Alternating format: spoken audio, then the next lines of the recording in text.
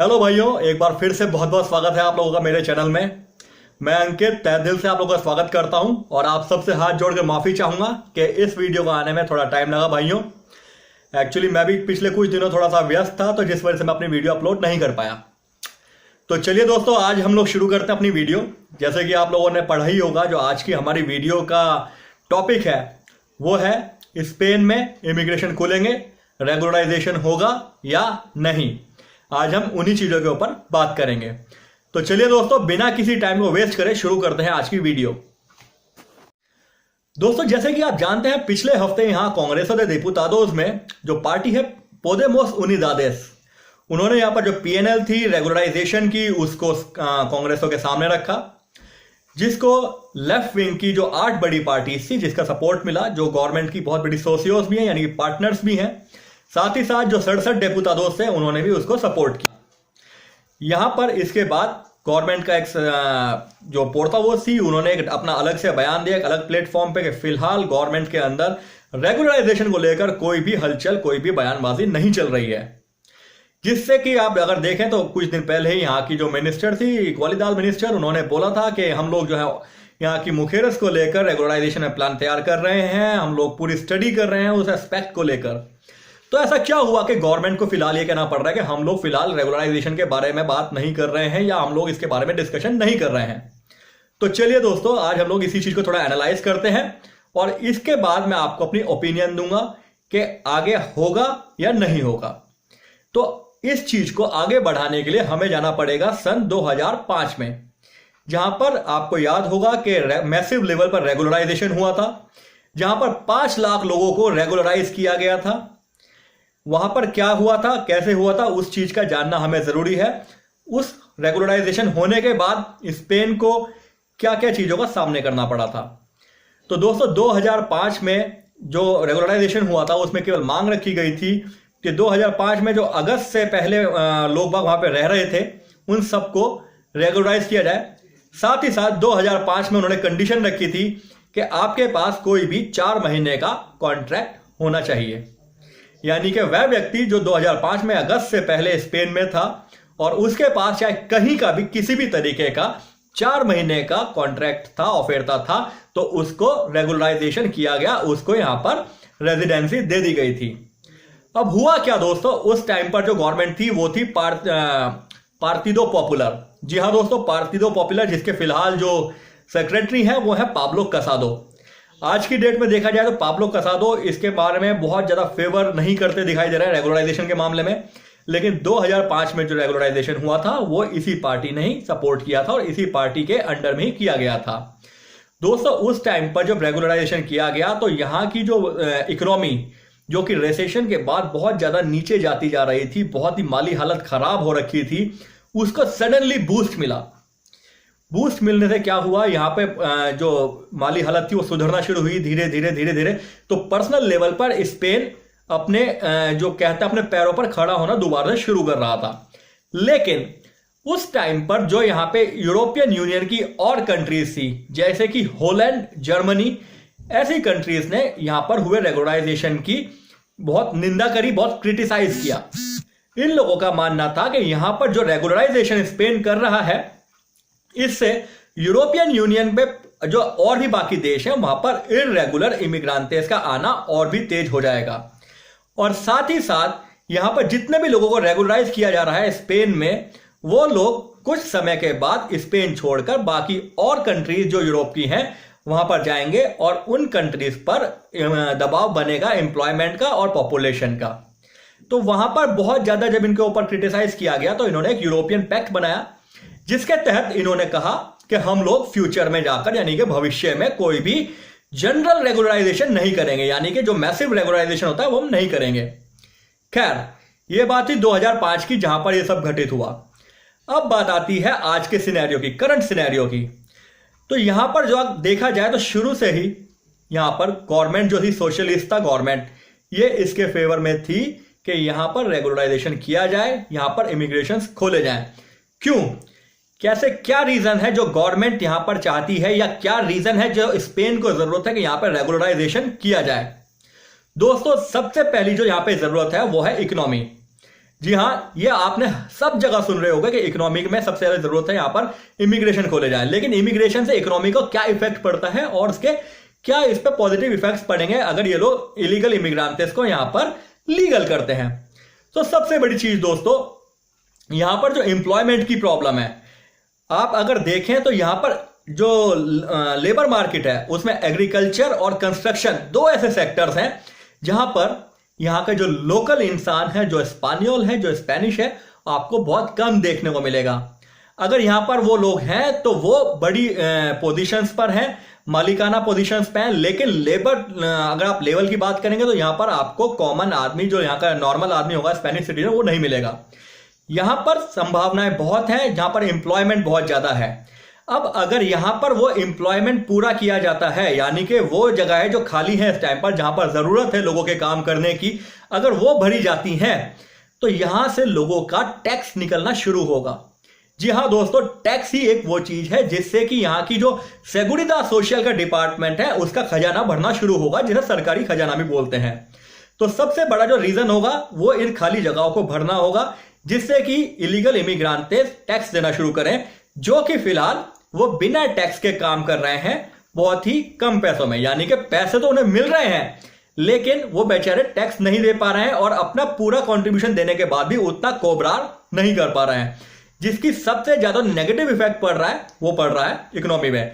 क्योंकि ऐसे लोग जो कि चाहते हैं कि उनका काम हो जाए, उन्हें बहुत पैसे ना देने पड़े, उन्हें टैक्स ना देना पड़े, वो लोग इलीगल इमिग्रांट्स को नौकरी दे रहे हैं, लेकिन उनसे टैक्स गवर्नमेंट तक नहीं पहुंच पा रहा है, जिससे इकोनॉमी पर एक दबाव पड़ रहा है। अब आप सोचिए ऐसे कितने हजारों लोग होंगे जो यहां पर इलीगली यहां पर काम कर रहे हैं, खेती के सेक्टर में, कंस्ट्रक्शन के सेक्टर में। अभी 2 से 3 दिन पहले की एक न्यूज थी जहां पर वेल्बा में कई सारे एम्प्रेसारियोस को पुलिस ने पकड़ा है, जिन्होंने इलीगल इमिग्रांट्स को कॉन्ट्रैक्ट कर रखा था।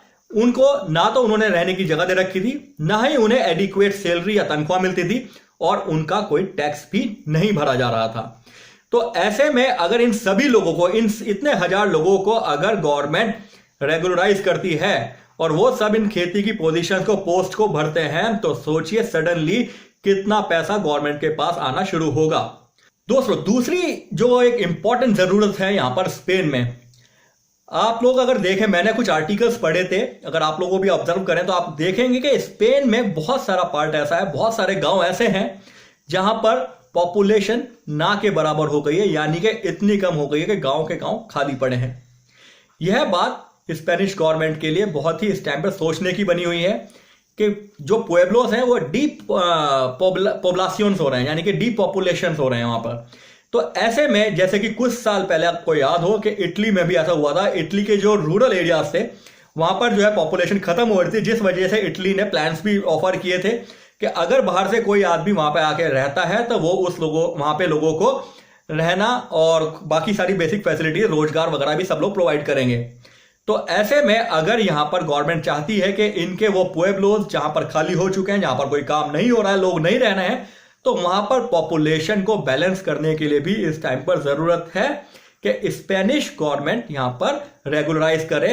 भले ही वो चाहे कोई कंडीशंस लगाए कि आपको इतने समय तक इस एरिया में, इस पर्टिकुलर पुएब्लो, इस पर्टिकुलर जगह पर आपको रहना पड़ेगा, उसके साथ आपको रेगुलराइज किया जाएगा। दोस्तों, तीसरी और सबसे जो मेन फोकस की प्रॉब्लम है वो है पेंशन। जी हां दोस्तों, पेंशन एक ऐसी प्रॉब्लम आ रखी है इस टाइम पर जिसे गवर्नमेंट चाहकर भी इग्नोर नहीं कर पा रही है। आज की डेट में अगर गवर्नमेंट ये सोचती है कि हम लोग किसी और तरीके से बिजनेस करके या कोई और पॉलिसीज बनाकर पेंशन को पूरा कर लेंगे, तो मैं आपको बता दूं दोस्तों, ये इम्पॉसिबल है, यानी कि ये पॉसिबल नहीं है। क्यों, मैं बताता हूं आपको। स्पेन एक कंट्री है दोस्तों जिसका जो मैक्सिमम रेवेन्यू आता है वो आता है टूरिस्ट से, यानी कि जो बाहर से टूरिस्ट स्पेन में आता है वो जो पैसा यहां पे इन्वेस्ट करता है या खर्च करता है, उससे ही यहां की इकोनॉमी का एक बहुत बड़ा हिस्सा निकलता है। लेकिन आप देखिए, लगभग 1 महीने से ऊपर होने वाला है दोस्तों, टूरिज्म का क्या हाल है यहां पर? 0। टूरिस्ट जो कि आते थे यहां की अच्छी खासी यूरोपियन कंट्रीज से, जो कि बहुत पैसे वाली कंट्रीज थी, अपने में वेल स्टेब्लिश थी, उन्होंने सबने इस बार स्पेन से मुंह मोड़ लिया है और यहां पर टूरिस्ट आने बंद हो गए हैं। तो यहां पर जो टूरिस्ट से पैसा आ रहा था वो हो गया था 0, यानी कि गवर्नमेंट का जो एक सेक्टर जहां से अच्छा खासा पैसा निकलता था, बंद। दूसरा, यहां पर दोस्तों जितनी भी बड़ी बड़ी कंपनीज थी, यहां पर सभी कंपनियां अनस्टेबल हो गई हैं। कुछ कंपनियां बंद हो गई हैं और कुछ बंद होने के कगार पर हैं।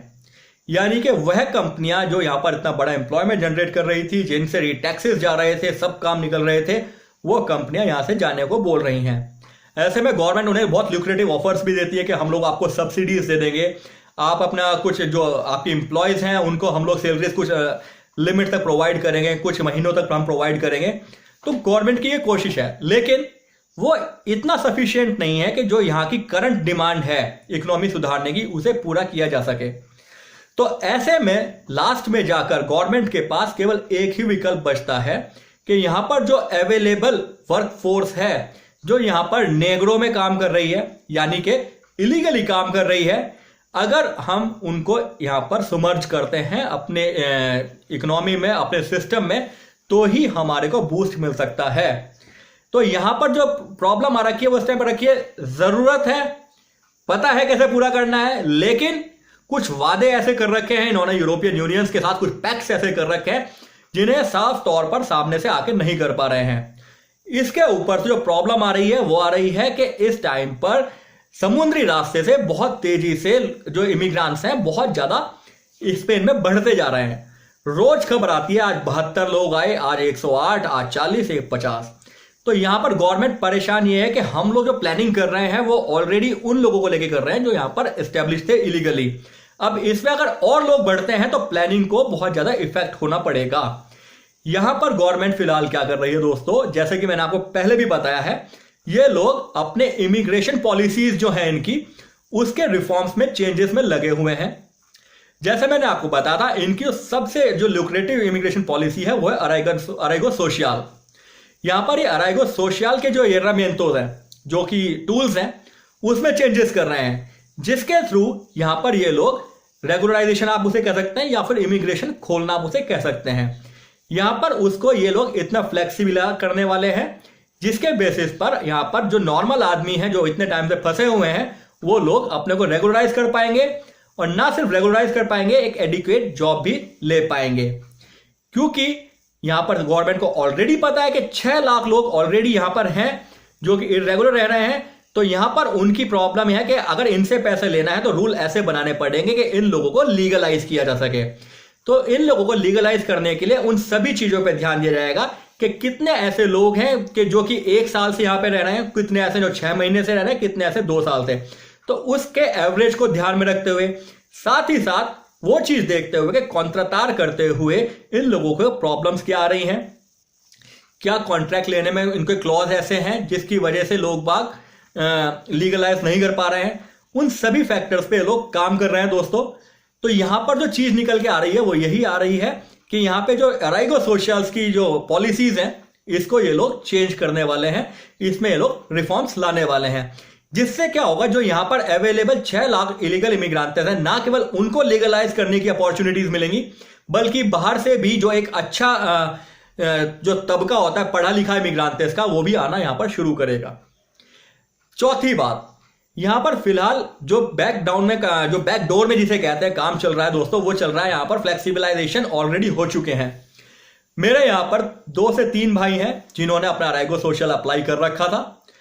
ऑनेस्टली मैं नाम नहीं बता सकता आपको, क्योंकि इम्प्रेसास की बात होती है यहां पर, जो थोड़ी सीक्रेट रखनी जरूरी होती है। वो इम्प्रेसास इतनी ज्यादा स्टेबल नहीं थी या इतनी ज्यादा कैपेबल नहीं थी कि वो किसी को कॉन्ट्रैक्ट दे पाए, क्योंकि आप सबको पता है कॉन्ट्रैक्ट देने के लिए जो बेसिक चीजें होती हैं, चाहे वो उस इम्प्रेसा की मालकियत हो या फिर उसका जो बाकी फॉर्मेलिटीज होती हैं टैक्सेस वगैरह की, वो पूरी करनी हो, वो इतनी स्टेबल नहीं थी। यहां पर गवर्नमेंट ने साफ साफ बोल रखा है कि जो भी फाइल्स आपके पास आ रही हैं, आप उन्हें पास करें, उन्हें आगे निकालें। अब ये नहीं होगा कि भाई अगर 10 क्राइटेरिया हैं तो 10 में से आपने 9 पूरे नहीं किए, 1 कर दिया तो आपका पास हो जाएगा। लेकिन 10 में से अगर आपके 5 या 6 क्राइटेरिया भी पूरे हो रहे हैं तो वो आपकी फाइल निकाल रहे हैं। तीसरी चीज, गवर्नमेंट जो कर रही है आज की डेट में, अगर आपने अप्लाई किया है यहां पर अराइगो सोशल का और आपका अगर नेगेटिव आ रहा है, तो प्लीज इस चीज को आप नेगेटिवली लेकर मत चलें।